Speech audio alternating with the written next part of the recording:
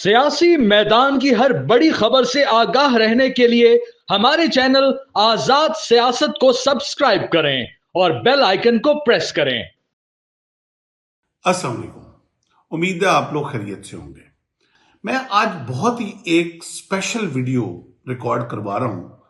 और आप लोग अक्सर मेरी वीडियोस तो देखते रहते होंगे, कंटेंट भी देखते रहते होंगे, लेकिन आज मैं एड्रेस उस कौम को कर रहा हूं जो या तो अभी पैदा नहीं हुए, या वो अभी शिक्म मादर में हैं, या अभी वो इतने छोटे हैं कि उनको शाऊर नहीं है। मैं ये चाहता हूं कि ये मेरी वीडियो आज से ठीक 25 साल बाद देखी जाए, 2 फरवरी 2050।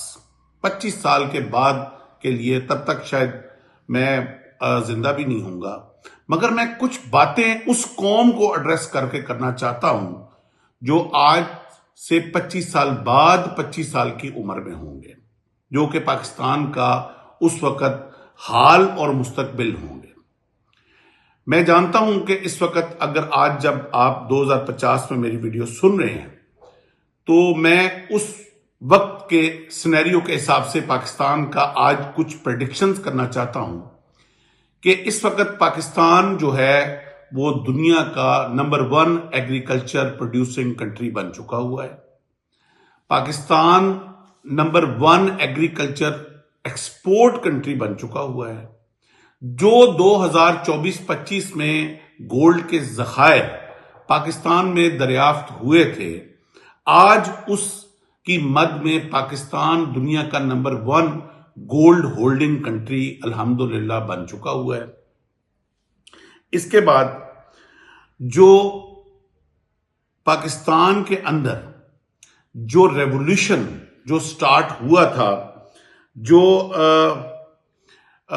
इंडिया के साथ जो कश्मीर ऑक्युपाइड के अगेंस्ट जो अग्रेशन इंडिया ने दिखाया था, उसके नतीजे में इस वक्त जब मैं आपसे मुखातिब हूं और आप मुझे सुन रहे हैं 2050 में, तो इंडिया इस वक्त 26 रियासतों में तकसीम हो चुका हुआ है और कश्मीर जो कि पाकिस्तान का और इंडियन ऑक्युपाइड कश्मीर था, वो इस वक्त दुनिया का नंबर 1 टूरिज्म पॉइंट बन चुका हुआ है। इसके अलावा पाकिस्तान का इस वक्त जो स्टेटस है मुस्लिम वर्ल्ड में, वो एक बहुत बड़ा लीडिंग रोल में आ चुका हुआ है। पाकिस्तान जो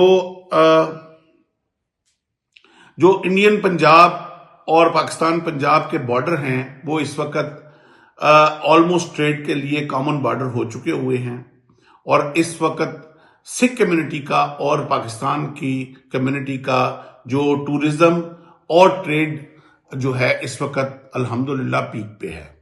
और सिख आजादी से अपनी इबादत गाहों में पाकिस्तान आ जा सक रहे हैं फ्री वीजे के ऊपर। किस्सा मुख्तसर, मैं ये 25 साल पहले इसलिए प्रेडिक्ट कर रहा हूं कि इसके पीछे, इसके दर्द में बहुत सारे ऐसे खून बहे हैं जिनको मैं आज आपको याद कराना चाहता हूं। बहुत सारी सिक्योरिटी फोर्सेस ने इस वक्त बलूचिस्तान के अंदर जो गवादर इस वक्त जो है वो दुनिया का सबसे बिजिएस्ट पोर्ट बन चुका हुआ है, इसके पीछे सिक्योरिटी फोर्सेस के बहुत खून बहे हैं। इस नाम नहाद कुछ तंजीमों ने, कुछ मुल्कों ने इस पोर्ट को तबाह करने के लिए जिस तरह सिक्योरिटी फोर्सेस के बच्चों को ज़िबा किया, आज जब गवादर इस वक्त दुनिया का सबसे एडवांस सिटी बन चुका हुआ है, पोर्ट सिटी,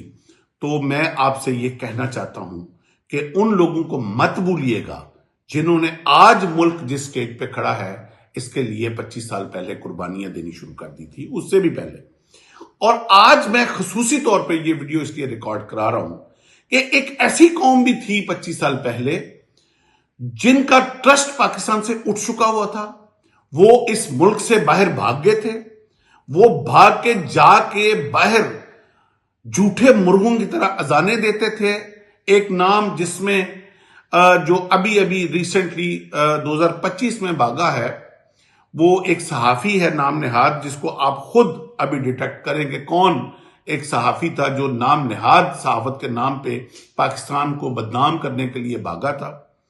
یہ وہ قوم تھی جو ایکسپیٹ تھے، جو باہر بیٹھ کے پاکستان کے اوپر تنقید کرتے تھے۔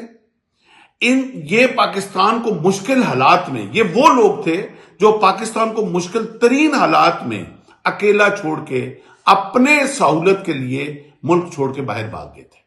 اور باہر بیٹھ کے بھی انہوں نے سکھ کا سانس نہیں لیا۔ یہ ان باہر بیٹھے آقاؤں سے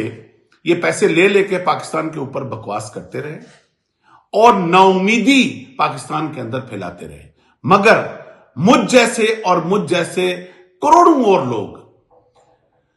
جو یا تو اس ملک سے ان کا محبت کا لیول وہ تھا کہ وہ کبھی بھی انہوں نے مرنا اس ملک میں پسند کر لیا، اس حال میں بھی جیتے رہے جب یہاں 8-8 گھنٹے 10-10 گھنٹے بجلی جاتی تھی، یہاں اس وقت پانی کی شارٹیج تھی، یہاں اس وقت سیکیورٹی اینڈ لا انفورسمنٹ کا بہت بڑا فقدان تھا۔ اس وقت جب 12-13 ملکوں کی ایجنسیاں پاکستان کو تباہ کرنے کے در پہ تلی ہوئی تھیں، دہشت گردی کا غلبہ اس وقت ہر بارڈر کی طرف سے ہمارے اوپر یلغار کیے ہوئے تھا، مگر پھر بھی یہ وہ لوگ تھے جو پاکستان میں جنہوں نے رہ کر اس کا مقابلہ کیا،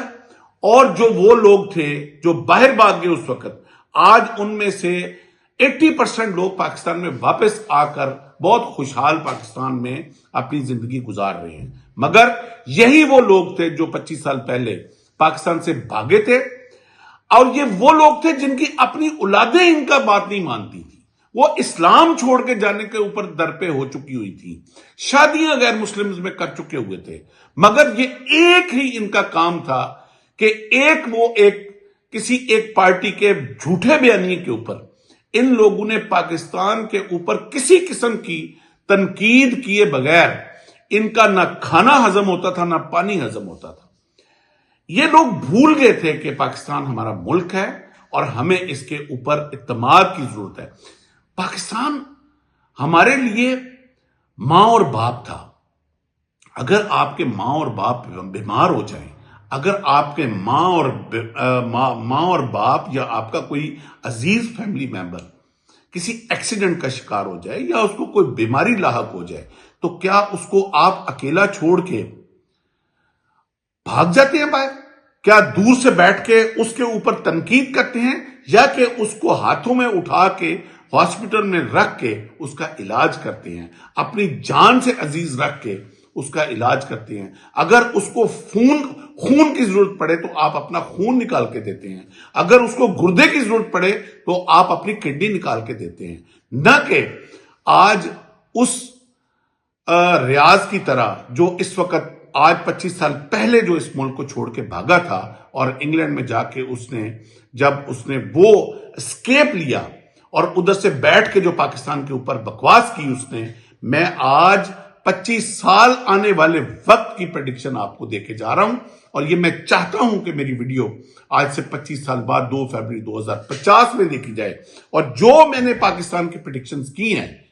یہ انشاءاللہ میرے اللہ نے چاہا تو آپ کو آج پاکستان ویسا ہی دکھے گا جیسا میں آج 25 سال پہلے پریڈکٹ کر رہا ہوں۔ اپنا بہت سارا خیال رکھیے گا، اور اگر ہم زندہ رہے تو ہمارے لیے دعا کیجیے گا، اور اگر ہم دنیا میں نہ ہوئے تو ہماری مغفرت کے لیے دعا کیجیے گا۔ اپنا بہت سارا خیال رکھیے گا۔ اللہ حافظ۔